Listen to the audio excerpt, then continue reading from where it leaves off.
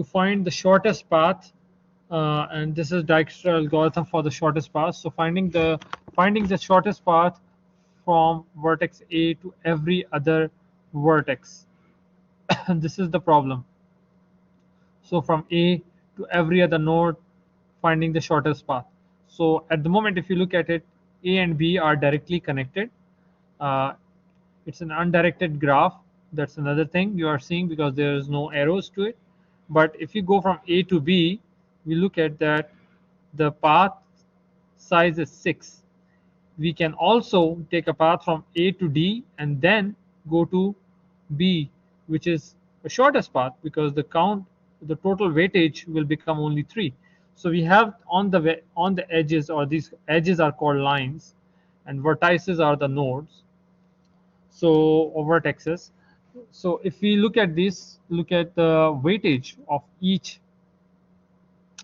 uh, each line has some weightage. So now what our task is to come up with this kind of a chart by finding out the vertex and the shortest distance from A to all the other nodes. This is the essentially Dijkstra shortest path algorithm is.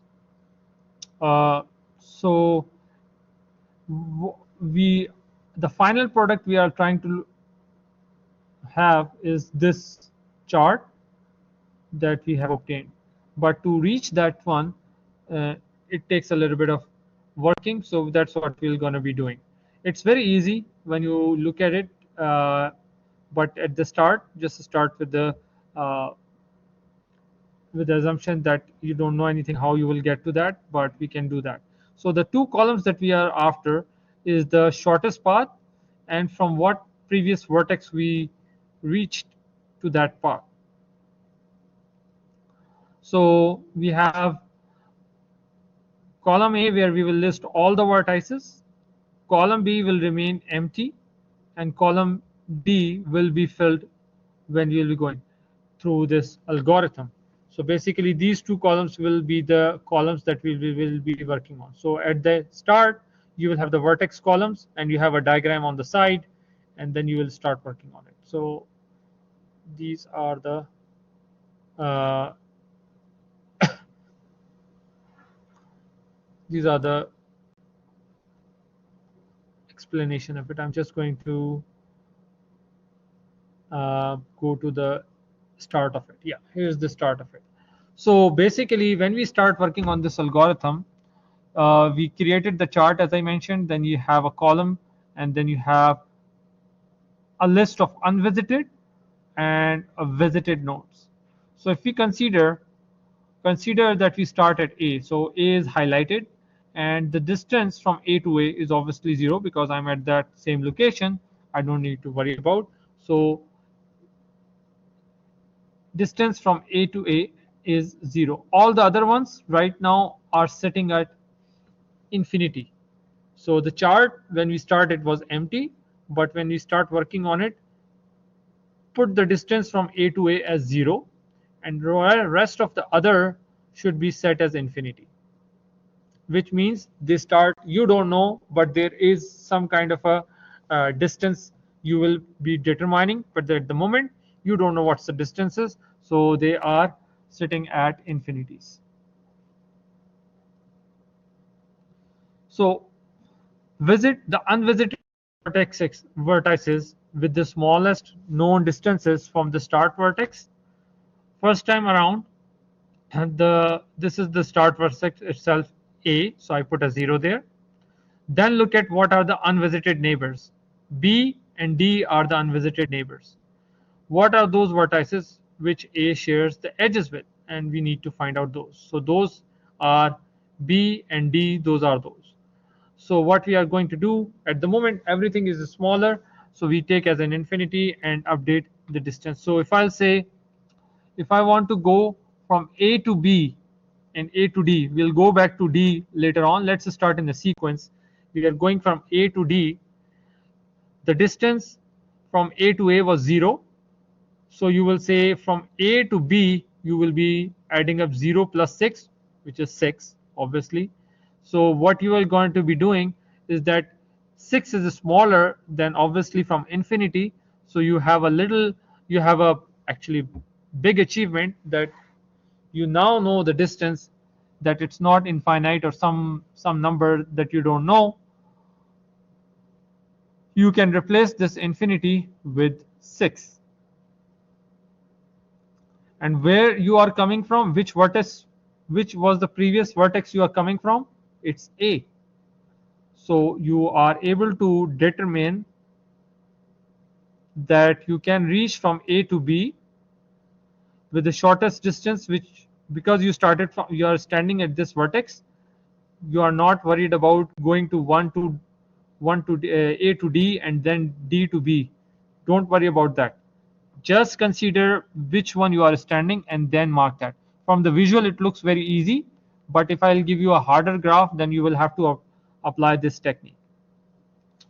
So from A to B, you determined that the distance will be 6, and the previous vertex where it is coming from or hitting from is the vertex A. Similar to that is D. You are going from A to D. The previous vertex is A, and the distance will be changed from infinity to 1. So update the vertices for each of the updated distance. In this case, we visited B and D via A. Now, one thing is done. We have exhausted everything that is coming out of A. So we can say that we can take out from the unvisited list and the alphabet A or the node A and put it in the visited list, because we have exhausted. We have nothing more to do when if we are standing at the node A. So we have exhausted, so we put it in the visited, and we won't be visiting A again for sure. Now let's stop at vertex D. At vertex, just looking, yeah. Now our focus has moved to vertex D. At vertex D, we have two unvisited neighbors. One unvisited neighbor is B, and the second one is E. So now what you're going to do, you are going to visit from D to B, but keep in mind you have to take in consideration that D will be also added to this distance, because if you are coming from A, so then what you will do, 1 plus 3 will be 1 plus 2 will be 3, and the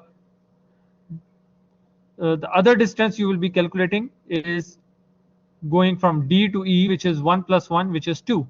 So now you will have to update a table in a moment. What you are going to do, you have 1 plus 2, which is 3, and 1 plus 1, which is 2, because you have to take in consideration the magnitude that is coming from the previous node. If the magnitude is there, you have to include that. Because we started A as a starting point, the magnitude was 0, so we considered everything as 0, which really didn't affect anything. But now you have to consider the magnitude. Now there is a change that will happen, which will be that you are visiting B with the distance of 3, and the previous vertex will become D. So if I change that, the update of we will update the previous vertex for each of the updated distances. What is the updated distance? Obviously B gets updated from 6 to 3, and the previous vertex is also needs to be changed because it's not coming from A anymore, it is coming from D.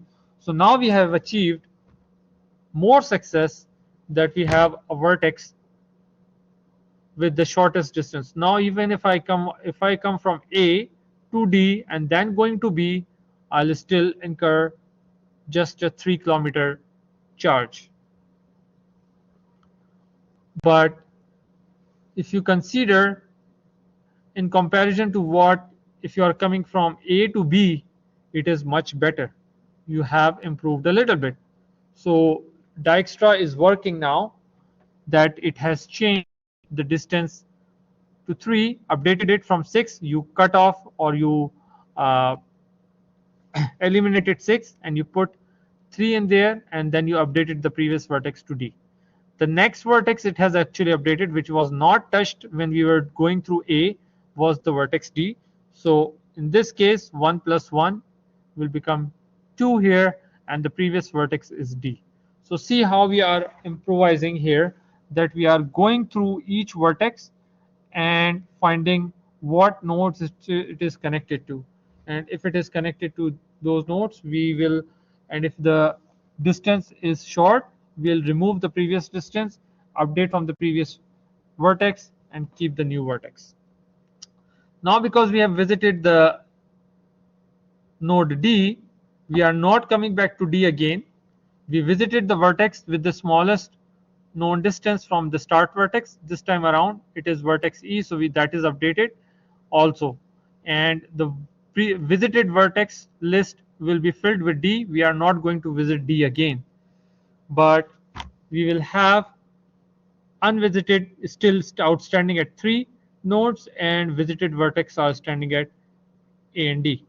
So D will not be touched and A will not be touched again.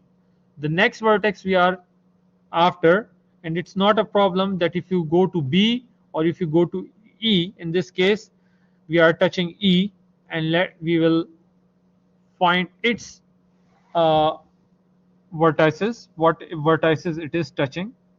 So obviously we will not be going to D because it's in the visited list already, but we will be going from uh, E to B and E to C.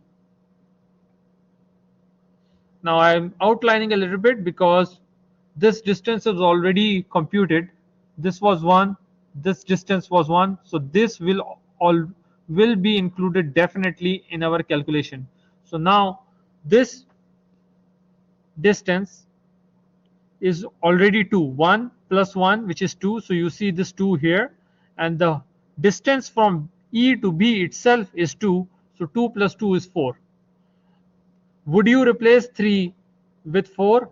No, because D to B was an optimal distance already, so E to B is not going to work.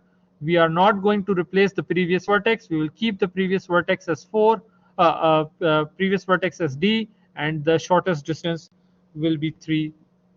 So we are not changing E to B. But we were pretty close. If it would be 1 or 2, then what will happen? It's up to you which one you want to keep. If this distance was 1, you're hitting B with the E, it's up to you if you want to change it or if you don't want to change it, because if you go through city A or city A to D or city A to E, really doesn't matter if your final destination is B.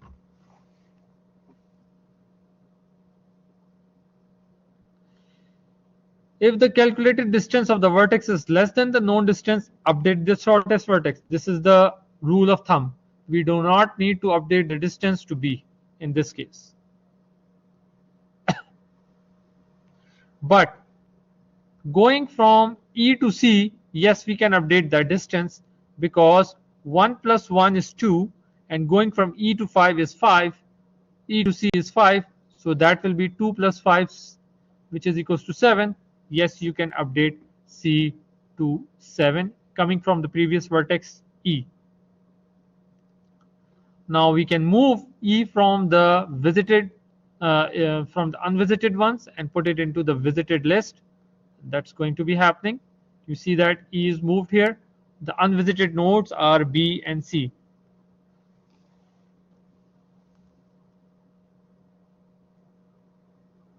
So going from B to C, what will be the route we will be taking? 1 plus 2, which is 3. We are not taking 2 plus 2 already. We are not taking this 2 plus 2 because we ignored that already. So obviously we know that we have calculated this 1, and that's why I put the dashed already. I have traveled that far always. That's why I put it as a foot mark. So 1 to 2 you have already traveled. 1 and 2 you have already traveled, which is 3, and then B to C is 5, which will become 3 plus 5 is 8. Okay, that's one thing. Now other distance you can calculate 1 plus 1, and which we already did 1 plus 1 and then this distance 5, which was 7. So we will not going to replace coming from B to C, saying that the previous vertex should be B and the distance will be 8. No, because we found that 7 is already smaller and 3 plus 5 8 is not a viable solution. So we will not go this route. Now the only unvisited neighbor, so we stayed the same here. We did not change much here, and it's coming out to be a dead end anyways if I read it like this.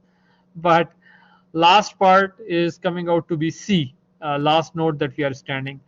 When we are standing at C, we have nowhere to go from C, and there is no particular node it is connected to. Obviously we can see it is connected to E and B, but let's look at that. E and B, if I go from C to B, which is 5, I don't want to use C as that node because we already have the optimal distance coming from D, and we did not going to replace that. Same thing with C to E, it's 5. We already have 2 achieved here, so we are not going to worry about that. So all the visited nodes are now filled, and unvisited node only has C. We're going to move that C over there. So this becomes our visited list. So this is the pattern which we will be following. The visited nodes, and these will be so 3 things I'm looking at. Visited node pattern should be tallying these. Your final result for the visited nodes, it should not be A, E, D and B. If you have done the algorithm correctly, this should be your visited nodes. And the other thing is your shortest path will be showing up in this list, and you have a dead at the moment if I read it like that. But D, E, A, D. So this is the algorithm if you read it this way. I